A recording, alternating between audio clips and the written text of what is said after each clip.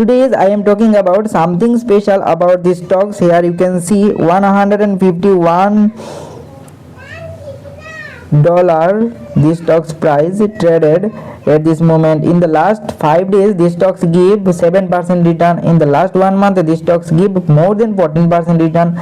In the last 6 month return which is 4% return approx. In the last year to date, here you can see how much return. 40% market valuation lose these stocks in the last 1 year. What do you think about these stocks? Please comment below. I am not telling you these stocks are cheap, and I am not telling you to buy or sell these stocks. I just break down the numbers so you can decide smarter. In the last 5 days these stocks make approx 67% return, and in the whole return if you see 3 lakh% return these stocks give to investor. So past performance is good, but at this moment these stocks make very poor perform. So what do you think about these stocks? Please comment below, and always do your own research before investing. Follow for more US stocks breakdown.